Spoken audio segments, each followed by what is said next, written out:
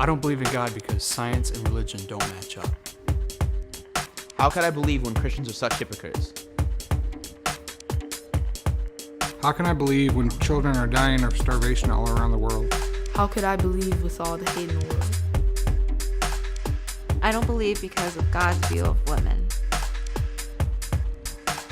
I don't believe because of God's view of sexuality. Because the Bible is a fairy tale.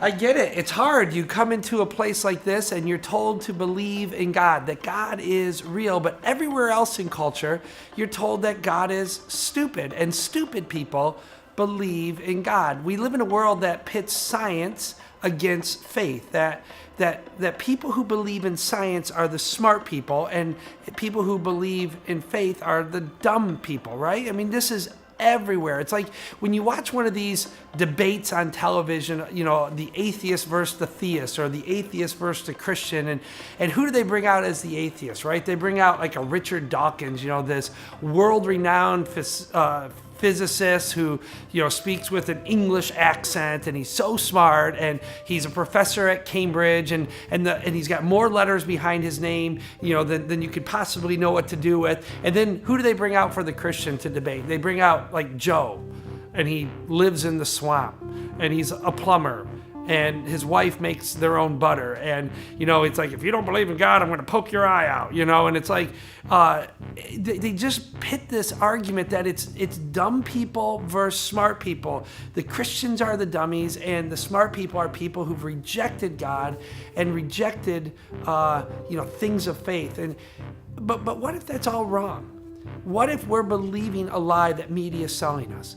What if there's actually more evidence in science that moves you toward faith?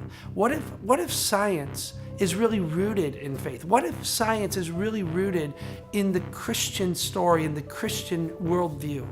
I think that it is.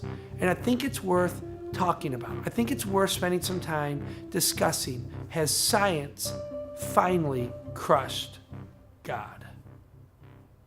We now return to Carl Sagan's Cosmos. Edited for Rednecks. I'm Carl Sagan. Just how old is our planet? Scientists believe it's hundreds and hundreds of years old. I mean, suddenly from nowhere, he suddenly decided to create a world. I'll make a world, that's what. Make a world, yes, that's what I'll do. Rivers, seas, boom, mountains. Boom, everything is there.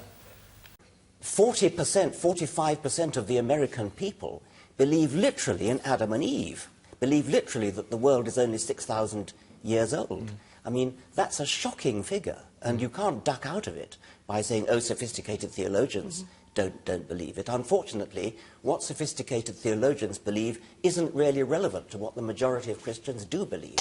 But, you know, it's like the guy doesn't believe in evolution, so he doesn't believe in science. If you believe that God designed us in his or her own image and gave us the intelligence to figure out all the things we've been figuring out, why would we not have the intelligence to figure out how the earth was created from here? There is a new trend in parenting, which is they are teaching science and rational thought instead of religion. Crazy. There are a lot of very religious scientists around. I think the problem is that in our school systems, and to some degree, and this is where it is relevant, with school boards around the country that are mandating curriculums and textbooks, you start seeing this weird watering down of scientific fact. Apparently, people with these deeply held religious beliefs, they embrace that whole literal interpretation of the Bible as written in English as a worldview, and at the same time, they accept aspirin, antibiotic drugs, airplanes, but they're able to hold these two worldviews. And this is a mystery. You see, if we take something like any fiction, any holy book and any other fiction, and destroyed it, okay, in 1,000 years' time, that wouldn't come back just as it was. Whereas if we took every science book, right, and every fact, and destroyed them all, in 1,000 years, they'd all be back, because all the same tests would be the same result. I have heard people say that science is always closing the gap between what we know and what we don't know. And that's true, right? That gap is getting smaller every single year. And so before science became part of the forefront of our lives, when people didn't understand things, they would often use God or religion to close that gap. So for example, hundreds of years ago, when people would hear thunder, they would say that the gods were angry, or God was angry, right? Or when people would read the Bible, and there would be this description of a person who would be demon-possessed, they would, now we would say, well, that was because they didn't understand schizophrenia or epilepsy, and so they just attributed it to demon possession. But people say that eventually, though, our knowledge through the sciences will grow and grow, so much so that science will close the gaps and will push God out. And some people say, because of this, science has crushed God, has eliminated God, has destroyed the need for this made-up God that we have. And you've heard this, right? The issue of the gaps, that science will eventually fill in all of those gaps and eliminate God altogether. As a matter of fact, I would say that science goes beyond science many times. That science has begun to wage war on people of faith. For example, Dr. Lawrence Krauss, a world-renowned physicist, wrote an article in the ever-popular New Yorker magazine, and this was the title of his article: "All Scientists Should Be Militant Atheists." Wonder what that guy thinks, right? That's the title of his article: "All Scientists Should Be Militant Atheists." And here's what he wrote in the article, quote, "This commitment to open questioning is deeply tied to the fact that science is an atheistic existence or an enterprise. That, in other words, of course, we are going to be open because we're atheists, and thus Christian people of faith, are not open at all, right?" And he's saying that science belongs to atheism. He says this, quote, "It's ironic, really, that so many people are fixated on the relationship between science and religion. Basically, there is none. There isn't one, right? In other words, smart people believe in science. Dumb people believe in faith. Religious people are out of touch. They're out of sync. They're backwards, right? And if you pay attention, anything to media, right? Anything in our educational circles, this is what's being taught, that science belongs to the atheists, and that Christian people of faith at all, they're simply out of touch. Krauss goes on to say this: "It's inevitable that science, draws people away from religion and from God." And friends, can I just humbly but confidently say that this is not only a pipe dream, but this is false. That science will never, ever crush God or eliminate God.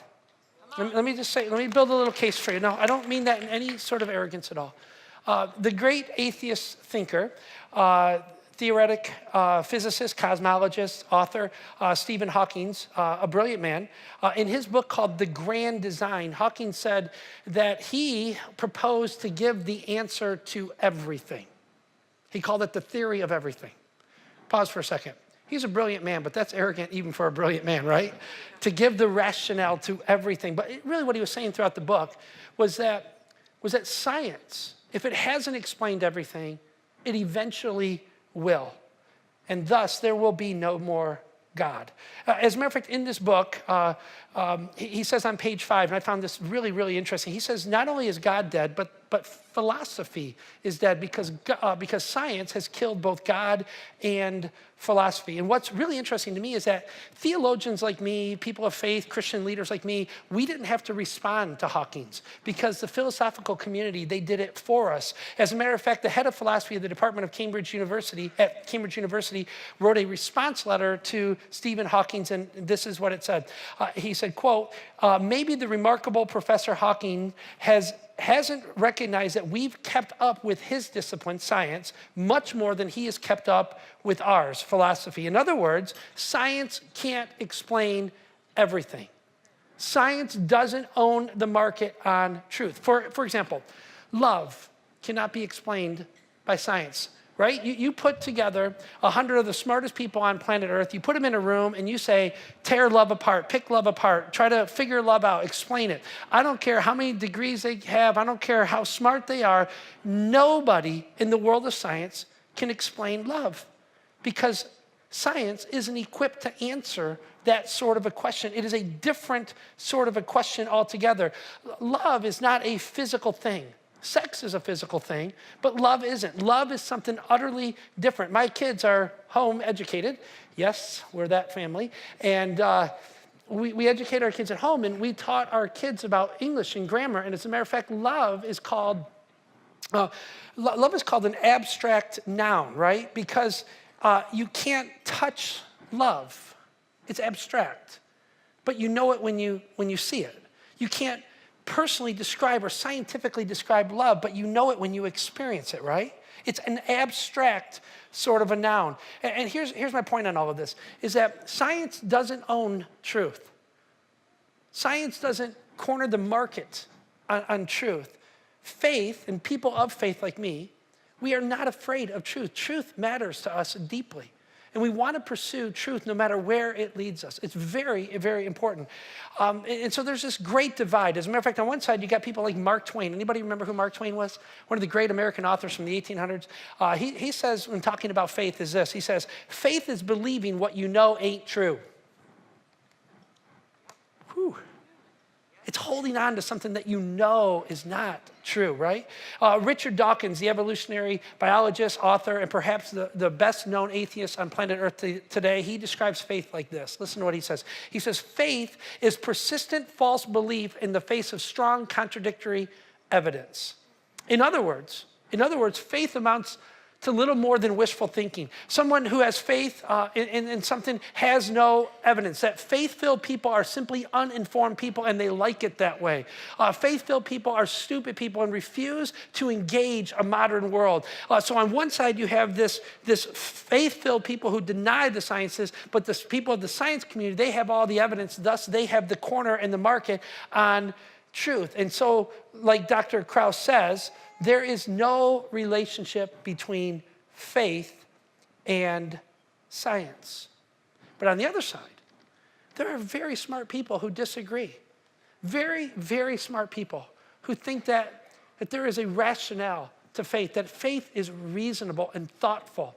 People like John Lennox. John Lennox is a world-renowned mathematician. He is a chair-holding professor at Oxford University, and he says this. He says, faith is a response to evidence, not rejoicing in the absence of it. Now, I don't know if you've ever seen John Lennox give a lecture. I mean, he's this old, pudgy English guy, and he has a great accent. But if you ever, his lectures are all like 2 hours long, and when you get done listening to him, your mind is blown up. I mean, you just go, wow, amazing, right? He's just one of those guys. John Lennox says something very different. He says, no. Faith is a response to evidence, not rejoicing in the absence of it. My friend, Biola professor, PhD, Sean McDowell, he says it like this, about this idea of the mixture of faith and evidence. He says this. He says, faith is not belief in spite of evidence, but belief in the light of evidence. So who's right? It seems like people couldn't be further divided on this whole issue, right? So let me throw in what the Bible says about faith into this whole mix, because it's interesting how the Bible moves us into this world of faith. Here's what it says in the book of Hebrews, chapter 11. Very simple and definitive statement on this idea of faith. Listen, it says, now faith is confidence in what we hope for and assurance about what we do not see. And now we could unpack that all weekend long. But at the end of the day, you read a statement like that, and you go, well, see, there you go. The Bible expects blind faith. It expects thoughtless faith. But I don't think that's the end of the story. Because if that was true, I'm not so sure I would go down that road. Because God did not give me a mind for no reason at all. And God did not give you a mind for no reason at all. As a matter of fact, it goes further into the text of the scripture where there's this guy named John. He was one of the very earliest followers of Jesus, and he had come to put his hope and his faith in Jesus. He really did believe that he was God made flesh. And here's the thing about John. John wanted other people to understand this. John wanted other people to come to faith. And so he began to track the life of Jesus, and he wrote it down, and he gives a very short summary of why he did this, why he wrote his little book called The Gospel According to John. And it says it like this. John chapter 20, verse 30, it says, Jesus performed many other signs in the presence of the disciples. And so in other words, there were things that went on between Jesus and his closest followers that nobody else was privy to. So there was some behind the scenes stuff for them, which are not recorded in this book. But listen, but these things that are recorded in this book, they have been written that you may believe that Jesus is the Messiah, the Son of God, and that by believing you may have life in his name. John is saying the whole point of me dedicating my life to write this account of the life of Jesus is so that you would have a firsthand, trustworthy collection of the evidences about Jesus, and so that your faith would not be just blind faith alone, but so that it would be informed faith, organized faith, thoughtful faith, that you could examine it and figure out if it was true for yourself. That's why he wrote it. Now, Jesus weighs into all of this. You want to hear what Jesus said about this whole idea of how important truth is? Listen to what he says in John's writing. John records one time Jesus is talking about this, and John records it. In John 8, it says this, Jesus speaking, he says, then you will know the truth, and the truth will set you free. And so listen. So for me, and for Christians like me, if you're a skeptic in this room, if you come in and you're like, I'm not sure I can buy this, God and science isn't lining up for you, and you think you've got to make one side choice or the other, we are with you. We are not against you. Truth matters to us. People of faith ought to be the forerunners of truth. We ought to be the seekers of truth, because Jesus said that if we find truth, real truth, that it will set you free, that it'll give you purpose and direction and hope for your life. And so we're with you. We're not against you. And so here's what I would like to do. Can we just start by saying we all agree, no matter where you come in at, a skeptic or a believer, an atheist or a theist, can we just all agree that truth is really important? Come on, can we just agree that truth really matters and that that's what we're after? Okay, so if it's okay with you, I would like to tackle this idea of has science crushed God? And I want to do my best to give you some rational thought, some thoughtful thought. And I don't pretend to be the smartest guy in the world, and I don't pretend to be able to do this. But I hope that you'll at least have some things to think about deeply over the week to come because of what we're going to discuss today. And so I want you to know that faith and science are not always at odds with each other. Certainly there are going to be times that we disagree. But I want you to know that people of faith are not stupid. People of faith are not thoughtless and blind or even arrogant. We are seekers of truth. That is what we ought to be. And so here would be my first thought. I'm going to give you some what I call myths. These are just my thoughts. Take them from what they are, okay? So here's the very first thing. I'm calling it the myth of conflict. The myth of conflict. It is the myth that people who believe in God don't believe in science. You heard that on there, on the little video, right? That's just, they dismiss us as we just aren't rational. We just don't believe that science and God or science and faith are always in conflict with one another. But the truth is, friends, that across all of the disciplines, even at the university level, the deeper people are delving into the sciences, into philosophy, into psychology, history, archaeology, and such, all of the evidence, or the evidence is mounting in such a way that it is actually pointing more and more people toward God, not away from him. And you will never be told that in the world of media. There's often this myth that's being created that sociologists call it is the myth of the secular society. As a matter of fact, if you were to go back 100 years ago, when the worlds of cosmology and biology were really being developed, the Enlightenment era philosophers were saying by the 21st century, there would be no more God.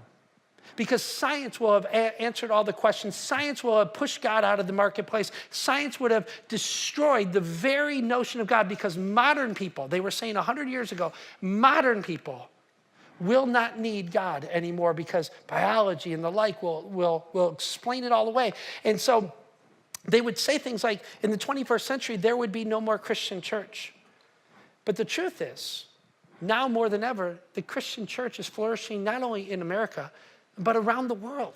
And not only the Christian church, but faith in general is alive and well in this world. And there's something going on that the new atheist movement finds utterly shocking. They are finding that some of the people at the very forefront of their sciences are leaving the world of science as from an atheistic perspective and moving toward this theistic understanding of the world of science. The deeper people go, it's driving them to this thing called faith. As a matter of fact, listen to this. And there's such a problem with it for people who are in this world. Quentin Smith is a professor of philosophy at Western Michigan University. He is very popular in the scholastic circles. He is an ardent atheist, and he has started to bemoan the fact that so much of the philosophical world of the sciences and in the world of psychology and philosophy have begun to move toward the Christian worldview. It's really bothered him deeply. He wrote about it in Philo magazine, which is the leading magazine about philosophy in the United States. He said this, quote, "The field of philosophy is beginning to desecularize in the universities across America. A full 1/4 to 1/3 of philosophy departments now consist of theists, those people who believe in God, and are generally," he says, "Christians." And this upsets him. And it makes him mad. And the reason Smith is upset is all centered around one guy. If you do the back study, there's a guy named Alvin Karl Plantinga, and he is what most people consider to be the world's foremost philosopher. His writings are incredibly intellectual and incredibly influencing in the world of scholastic study. And he has moved from the world of maybe atheism or agnosticism to full-blown theists. As a matter of fact, Alvin is now the department chair of philosophy. He lives in Michigan, and he is a philosophy chair at Calvin College in Grand Rapids, and he's become a very ardent, outspoken Christian. And he is tackling this idea of where does faith find its realm in the scientific world. And he's doing it in a way that is convincing more and more people to follow him into faith. And so there is this myth that Christians don't believe in science. There is this myth that smart people don't believe in God. But the truth is people of faith want truth. We seek truth. But in the average person's mind, if you watch television, Christians are people living in the swamp, like me, home educating their kids, no teeth.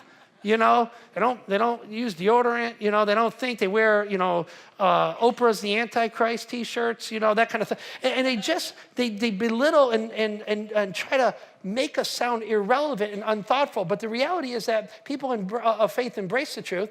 And in the worlds of science and biology and philosophy and all those things, Christians are really taking the lead in a lot of it.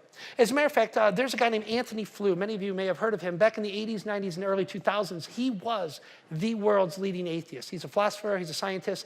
Brilliant guy. And he was a militant atheist. But his latest book came out in 2004, and it was entitled, "There Is a God." And it chronicles his journey from ardent atheism to a scientifically backed rationale for his belief in a divine creator and move toward the Christian faith. It's an amazing story. There is a God. And guess what he points it to? He says, the deeper I got into the world of biology, the deeper I got into the understanding of the complexities of this world, the engineering of nature, he called it. He said it drove him to this idea that says it is unexplainable that this could all come from random chance, that something greater has to be behind this. And so he says gradually he moved from an agnostic or an atheist worldview to a theist-driven worldview. And it's not just him, it's famed people like the Oxford mathematician John Lennox that we talked about earlier, or David Hunt. He is one of the leading mathematicians. He just passed away, actually, but he was one of the leading mathematicians from UCLA, and he was an ardent Christian. Or we could talk about people like microbiologist Alexander McGrath, who was one of the leading atheists in the early 2000s, all the way up through his early parts of his career. But now he has found his relationship with God, and he has become not only a Christian, but he is the theology ministry and education chair at King's College in London. An amazing move, right? We could talk about people like Francis Collin. Some of you guys know Francis Collin's work, but you don't know his name. Francis Collin was the guy about 15 years ago who was given a grant by the government to map out the human genome. the human DNA. You all hear the Genome Project? It was a major, major deal. Millions and millions of dollars were spent on it. And Francis Collin was the lead biologist in the whole deal, right? And he went into this, he writes, that he was at best an agnostic, maybe an atheist. He went into it with pure scientific speculation. But after 15 years of study, at the end of the mapping out of the Genome Project, he ends up writing a book. And guess what the name of the book is called? The Language of God. The Language of God. And in this book, it's incredible. He maps out his journey, and he goes back to this idea again that when you look at the complexities of this world, you look at the complexities of you, that it is just unexplainable, that random chance. And he says it was very difficult for him as a scientist, as a rational thinker, to remain atheistic, but had to move toward a theistic worldview because there has to be a cause, a designer, something that created all of this. And this is the kind of stuff that's not shouted in the schools, is it? This isn't stuff that you read about, in the news or you watch on television, is it? This stuff is kept from the general public in so many ways, and I don't understand why. Well, I do understand. Because there is a war against faith. There really is. Listen to this.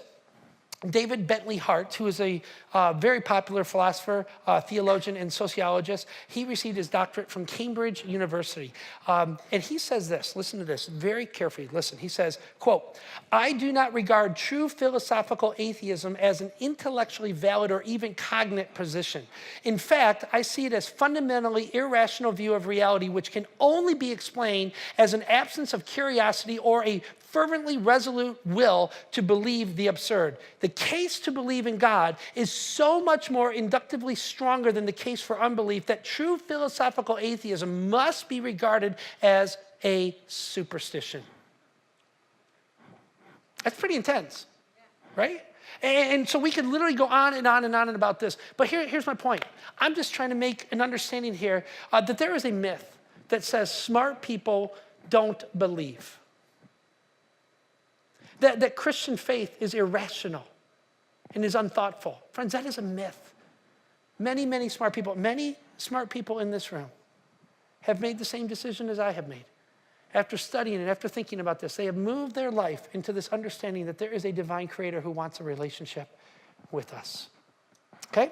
Here is my second thought, and it is the myth of openness. The myth of openness. If you listen to anybody who writes or speaks for the new atheist movement, they will tell you that people of faith have somehow been tricked into believing. They somehow have gone through life with their eyes shut, that they simply do not want to believe. And so whenever there's an evidence of faith laid in front of them, they just grab onto it because they're just desperate to believe. They say that they are the open ones. That they are the ones who are open and searching. Richard Dawkins himself, who is probably the most famous atheist in the world today, he is very fond of saying, I just am following the evidence. And if you don't follow the evidence, that's your fault. But all of the evidence points you away from God. He goes, I just want truth. Inferring that people on the other side simply don't want truth, right? Friends, I don't think that's true at all. Humbly, I mean really, really humbly, I say to you that I think everybody, even in this room, you have a faith position. Theists start their day with a faith position, and atheists, listen to me, friends, start their day with a faith position. Everybody has faith to something or in something. Everybody. Listen, they can seemingly no more prove the non-existence of God than I can seemingly prove the existence of God, right? Both are a faith position to some degree. As a matter of fact, Richard Lewontin, professor of biology and professor of zoology at Harvard University, these are very smart people. This is what he says with his approach to science. This is his approach to science. Now listen very carefully. He says, as scientists, we have a prior commitment to materialism. Did you catch that? He says, I already go into this thinking one way. I'm already committed to a material world, not a spiritual world. I'm already committed to this understanding that all things are simply physical. There's no metaphysical world. He says, as a scientist, we have a prior commitment to materialism. Now listen to this, listen to this.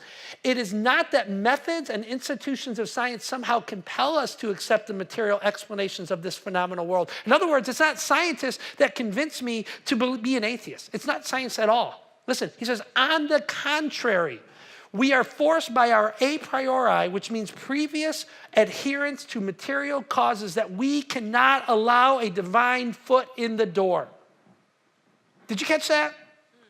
He says, in other words, we don't want God to be real, so God can't be real. We don't want God to be real, and so no matter what evidence you put in front of us, we're going to find another excuse, another way around it. No matter what you say, it will never, ever convince me otherwise. And so, friends, what is he really saying? We're not open. People on our side have a faith position as well. You know, one of the things that you hear all the time is that the church has been against science. Have you heard of this? Like going through school, that the church has always been backwards. Church has always fought science. You've been taught this, right?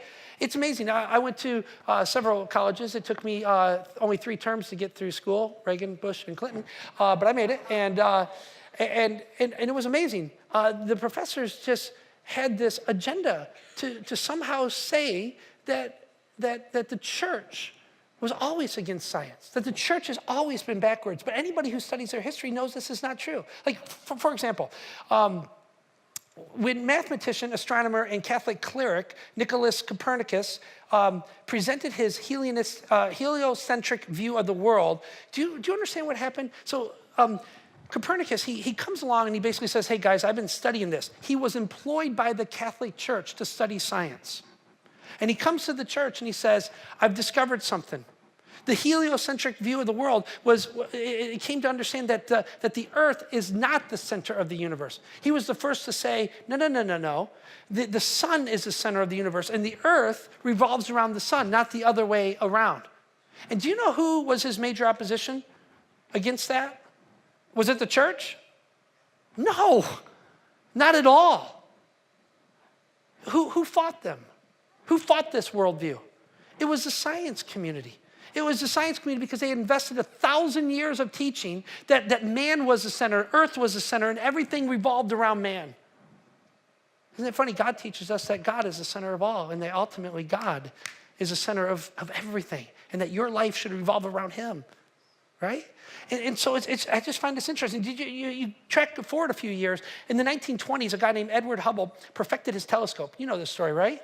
And he starts studying space. He starts seeing that the space is expanding, that there's always more, and it seems to be getting bigger and bigger and bigger. And he begins to put this theory together that we've come to know as the Big Bang Theory. Have anybody ever heard of it? And almost everybody of all sciences agree that this thing called the Big Bang Theory is correct, that there was this beginning point to everything. And so Hubble comes into the science community and says, hold on, guys, hold on. There is a beginning point to the universe, to the galaxies, to everything that is, all matter, all energy, all space, all of it, all time. Everything had a beginning point. And guess who resisted that? Was it the church? Was it? No. Guess who resisted it? Overwhelmingly. It took over a decade for the science community, including Einstein himself, to catch up to this understanding. And why was that? Here's what they said. The science community said this, that the understanding that the earth came into existence at a singular moment, all space, all time, all energy, everything in the galaxy came into to existence at a single moment. They said, quote, it reeked of religion, and it sounded dangerously close to the Genesis chapter 1 account called creation. And so they utterly rejected it, and it was because it was called this ex nihilo experience of creation. You know what ex nihilo is? Anybody go to college? Anybody? It's Latin for out of nothing. Out of nothing. Because here's why. Up into the 1930s, science taught this very basic understanding of life, that nothing plus nothing equals nothing. What are they teaching us now? That out of nothing comes something. And we're just supposed to believe that, right? They switched it all around. But back in the 1920s, when Hubble comes and says, no, there has to be, because Hubble deduced that if there was a moment when it all began, nothing can produce nothing. And so there must have been something behind the nothing called the creator. And the science community says no to that. And so, friends, because why? Because we know now that that nothing can really truly produce nothing, that it takes something, right? So for example, like my wife and I, like we'll be in bed in the middle of the night and there'll be noise in our house and my wife is crazy. She's like, she hears something, she's like, "Wah!" And she's like one of the people wide awake. She jumps out of bed and like, what's going on, you know? And so she'll go, did you hear that? And I'll say, like any good husband, no, right?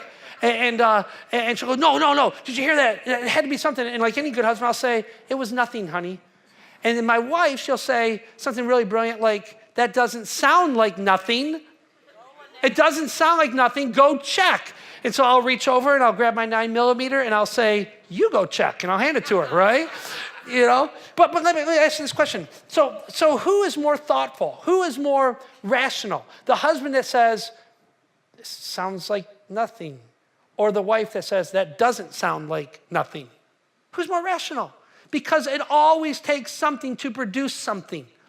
Always. Always. And so friends, here's my point. The scientific community has made mistakes. Listen, for people like me, people of faith, absolutely, the church, throughout history, we have made terrible, tragic mistakes. We have been behind the curveball of history many, many times. Absolutely. But I just want you to know, so has the science community in very, very big ways. This is a human problem. Humanity sometimes takes a little bit to catch up to what's good and to what's right. Y'all with me on this? Okay, so here's my next thought, if it's okay with you to move forward here. It's called the myth. I'm calling it the myth of evolution. And I know I get into this, people are going to like start throwing stuff at me, but there is this thing called the myth of evolution. That's what I believe. That's what I believe. So this idea, there is this push out there that says evolution has given us all of our answers, that we don't need God. Evolution has explained the origins of life, the complexities of life, the complexities of morality and destination and all of these things, and thus there is no need for God. God is not real. And I'm gonna tell you something, friends, just humbly, I don't believe that at all. I don't believe it at all. And I get it, I'm not the best thinker, I'm not the biggest thinker, not even in this room. But let's just pretend for a moment that evolution is true. Let's just go down this pipeline a little bit.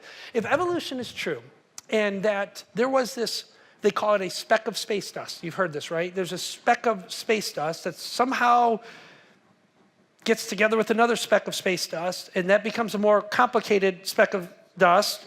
And that goes on for, I don't know, just billions of years. And then all of a sudden, this non-living thing jumps over to be a living thing. Okay, y'all follow, this is the evolutionary trail, right?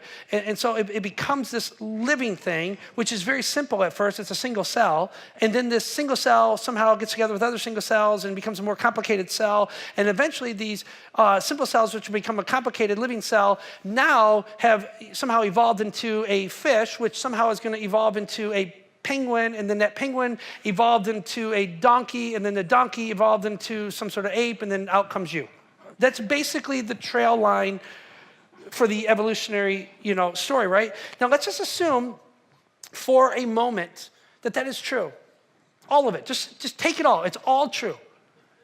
Does that explain away God? Even if it's true, don't you still need a beginner for the beginning? Don't you need something to get all of that going? I mean, even if all of that was true and we can just say, okay, that explains all of the complexities of life, but does not explain away God. Not at all. There are massive assumptions that are going on. You can't say that just because evolution is true that there is no God. You actually have to prove some things along the way. Friends, you can't just call a theory a fact. Do you recall that it is a theory? Anybody in the room? It is a theory, and you can't just call theory fact. You actually have to prove some stuff. This is what we call classical evolution, right? And it's been taught to us for over 100 years. But it's defined us, and it's saying that this is where we come from. We teach our kids this. But friends, you can't just make these assumptions. You have to prove things like original cause or first cause. You have to prove what they call the cause for extraordinary complexities. You have to look at these things that some of these other scientists are looking at going, there is no way you can go from speck of dust to you. It just is not happening, right? And listen, this is so important. I want you to hear me. You actually have to prove the fossil record. You actually have to prove it. The fact is that there is no transitional fossil record, and this is a problem, a very big problem for evolutionary belief. It really is. We have tons of fossils. You realize this, right? Tons and tons of fossils of all sorts of forms. We have fossils of penguins and whales and lions and giraffes and even humans and almost every life form that walks the earth. We have fossil records for them. But do you realize we have no transitional fossils? None. Zero. Zilch. None. I want you to think about that for just a moment. You know, there are no transitional fossils that would be half horse, half whale, half zebra, half fish. We have none that are like half dog, half cat. That would be evil. That would be evil altogether, right? No, what we have are fossils of giraffes, and we have fossils of dogs, and there are micro changes, but there are no macro changes at all, friends. And friends, this is simply a big problem. I want you to check this out. This perhaps is one of the most important things you're going to hear the entire night. There's a man named Stephen Jay Gould. He literally is the world's, or was the world's leading evolutionary thinker in the entire world. He really was. He is a very, very brilliant man. He's a microbiologist. And this is what he wrote before leaving his field, before retirement. He said this, quote, "The extreme rarity of transitional forms in the fossil record persists as a trade secret of paleontology." Do you know what that means? He's like, there's a little secret, because a paleontologist is somebody who studies the fossil records. He's saying there's a little secret we have. We don't have the transitional fossils. There's a little secret. We've been telling kids all of this time, we've been telling students all of this time that we have these records that and here's the leading evolutionist in the world saying, I just got to be honest with you, we just don't have them. Now listen to what he says next. This is going to blow your mind. "The evolutionary trees that adorn our textbooks," and you know what he's talking about, right? Those little pictures that show like a single cell into a more complex cell that shows a bird, and then like some sort of like small creature into like a half creature, and then to an ape, and then into you. You've all seen that picture, right? Yes? Okay, yes. So we've all seen this picture. Listen, he says, "The evolutionary trees that adorn our textbooks have data only at the tips and the nodes of their branches. The rest is inference. However reasonable we might think that is, not in the evidence of fossils." It's not in the evidence of fossils. We might think it's rational that this picture's out there, but it's not actually found in the fossil records.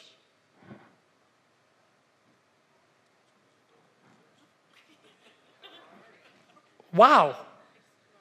Wow. We have built an entire worldview around this idea that our kids came from an ape. We have built an entire worldview around this understanding that somehow we're just biologically more complex because of time. And we've been shown this little picture since the time we were in grade school.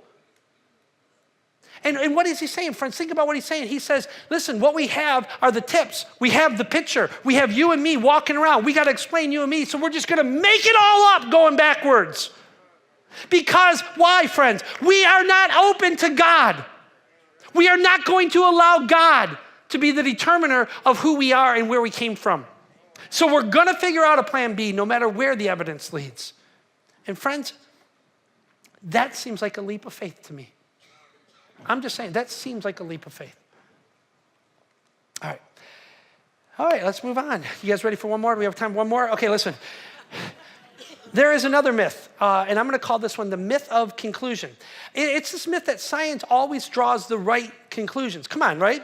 You can trust us. We're scientists. We've spent our lives studying this. We have way more degrees and letters behind our name than you have behind your name. You need to trust us because we are right. Well, let me ask you a quick question. Has anybody ever heard of something being bad for them? Anybody, like you shouldn't eat that because it's bad for you? Anybody in the room? And then we're told it's really good for you, actually. Anybody? And then we're told it really was bad for you. You need to stop eating it now.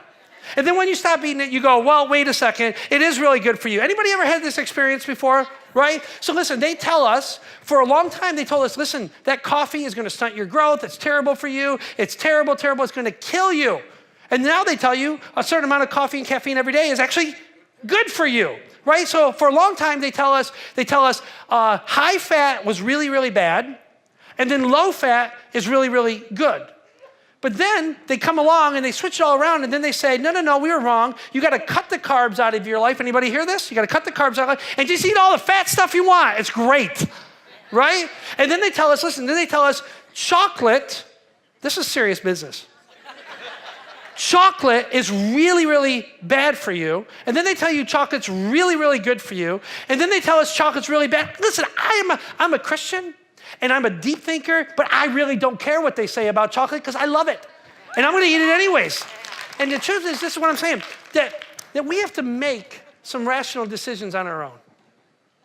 You have to study it out for yourself. I want you to think about this for a second. Science tells us that we've decided that there is no God and we are smarter than you.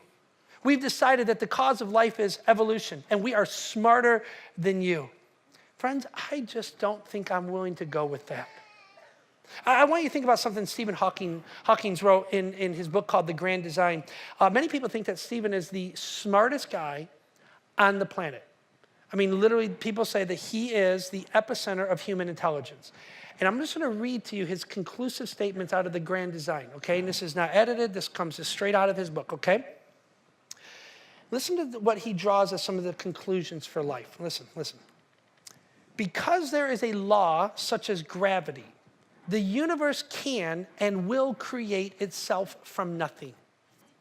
Spontaneous creation is the reason there is something rather than nothing. Why the universe exists, why we exist. Now, I just want you to think about this. Look at this statement. Look at these. He writes an entire book, and this is kind of the summation conclusion, right? Now, I'm either dumb or maybe I'm just not smart enough to understand this kind of a statement, but this makes no sense to me at all. None, zero, zilch, nada, none. Doesn't make any sense to me at all. This is pure speculation to me.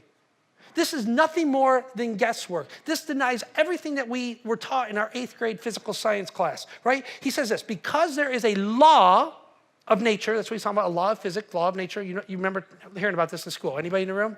Okay. We did go to school, right? Collectively? Okay, good. Okay, so listen.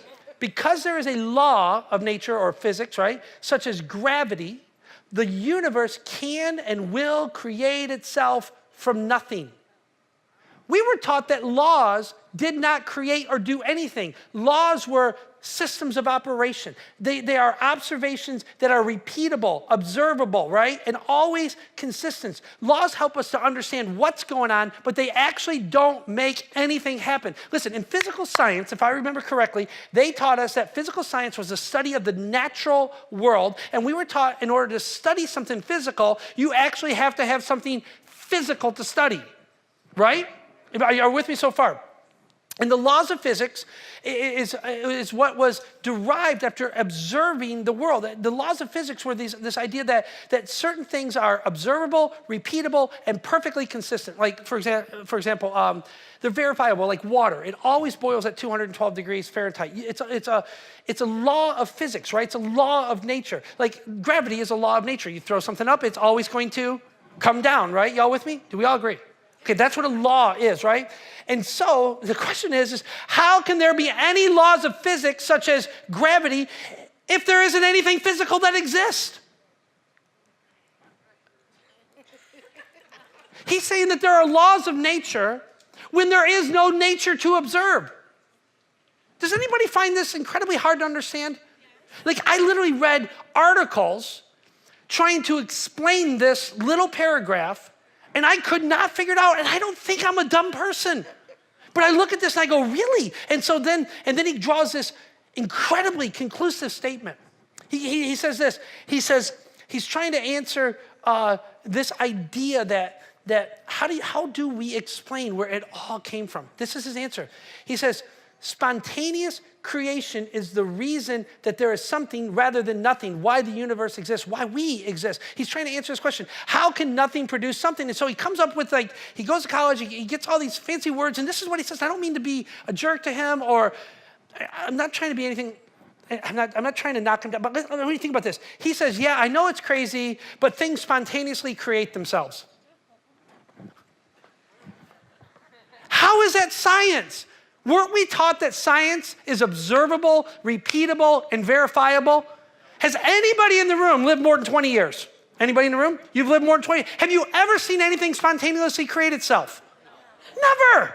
Never once. It's never been verified ever once in the history of the world. Like you go into your kid's bedroom, it is a disaster. Do you go in and go, hey, what happened here? And your kids go, spontaneous creation. It explains everything. There's gravity. There's gravity. So there's spontaneous creation. No, you go, you did this. Somebody had to be behind all of this. Real quick, I'm running out of time. Okay, listen. There's this person. They want us to say that because science thinks it, that settles it for the rest of us. We have no right to think. I'm just saying, no, you have every right to think. That's all I'm trying to say.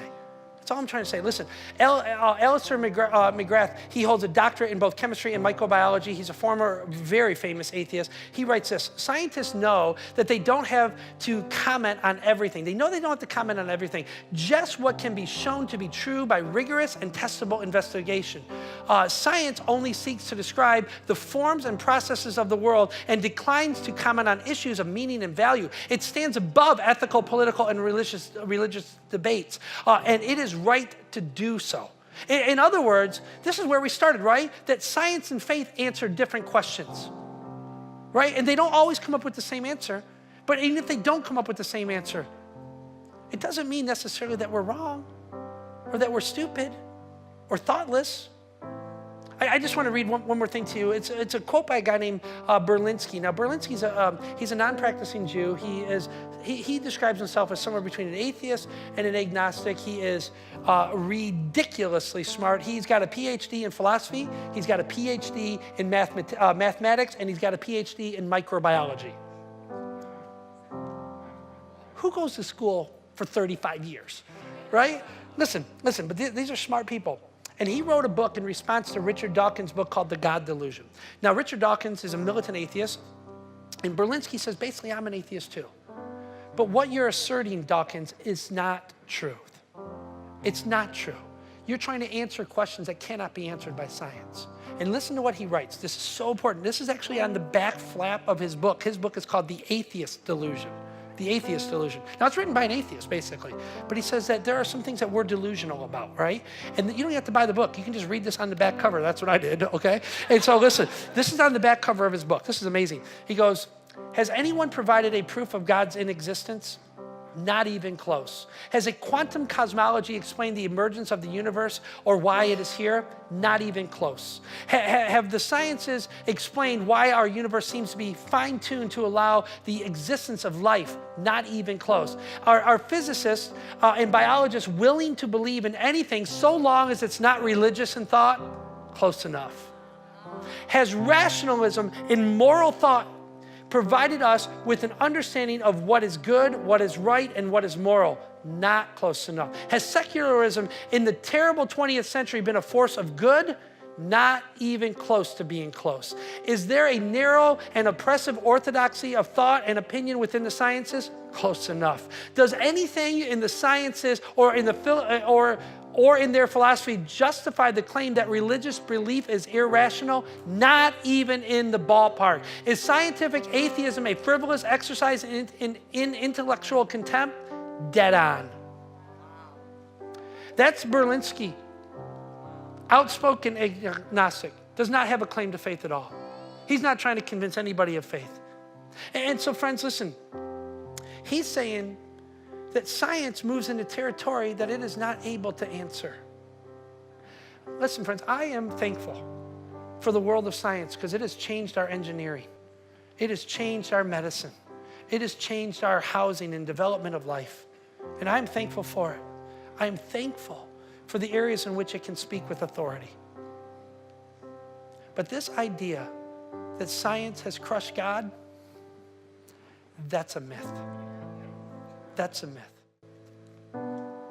I hope that this has helped you on your journey, whether you believe or not believe. I hope that this will at least have given you some real thought this week. Think deeply about this stuff. All right? Y'all good? All right, let me pray us out of here. Thank you for listening, by the way. Father in heaven, we just take a moment, and I realize that there are all different walks of life here. People who believe and don't believe, and kind of people in between. I just pray that your Spirit would speak into people's hearts. There is a place in our life that science cannot fill. There is a hole inside us that science cannot fill. I pray that you would fill that hole. I pray that you would speak into this room. Every man, woman, and child. Speak, oh God. Your child is listening. Amen. Amen.